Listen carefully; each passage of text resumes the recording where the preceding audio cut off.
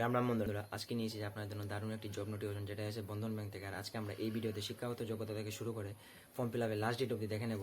তো প্রথমে আমরা শিক্ষাগত যোগ্যতা দেখে নেব। যারা যারা মাধ্যমিক পাস, এইচএস পাস আর যে কোনো ফিল্ড থেকে আপনার গ্র্যাজুয়েশন কমপ্লিট করে রেখেছেন তারা অ্যাপ্লাই করতে পারবেন। আর বয়স 18 থেকে 40 বছর অবধি জেনারেল ক্যান্ডিডেটের জন্য রাখা হয়েছে। এসসি এসটিদের 5 বছরের ছাড় রয়েছে ও ওবিসিদের 3 বছরের।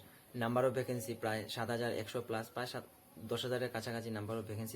সিলেকশন প্রসেস আপনাদের ইন্টারভিউ ও ডকুমেন্ট ভেরিফিকেশন হবে। সিলেকশন পে স্কেল আপনারা পেয়ে যাবেন 22,500 থেকে শুরু করে 34,400 অবধি। ভালো একটা পে স্কেল পেয়ে যাবেন স্টার্টিংয়েই।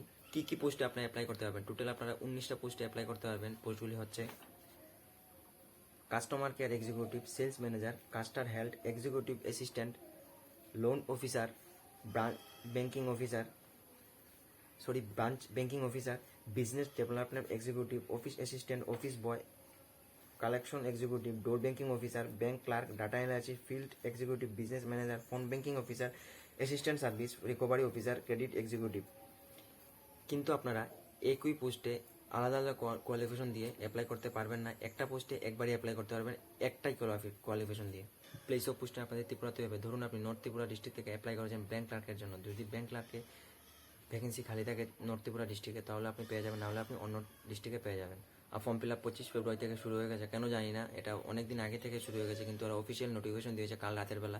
আর ফর্ম ফিল আপের লাস্ট ডেট হচ্ছে 8 এপ্রিল। আর ফর্ম ফিল আপ দেরিতে করবেন না, 4-5 দিন আগে শেষ করে নিন, কারণ সার্ভার অনেক ডাউন থাকে, তাই ডিস্টার্ব হতে পারে। তাই আগে থেকেই ফর্ম ফিল আপ সেরে নিন। যদি ভিডিওটা ভালো লাগে থাকে আর ইনফরমেটিভ লেগে থাকে, তাহলে চ্যানেলটাকে সাবস্ক্রাইব করে দেবেন, একটা লাইক করে দেবেন, কারণ একটা লাইক আমাকে আরও মোটিভেট করে আপনাদেরকে ভিডিও দেওয়ার জন্য। তো ভালো থাকুন, সুস্থ থাকুন, দেখা হচ্ছে পরবর্তী একটা ভিডিওতে। ভালো থাকুন।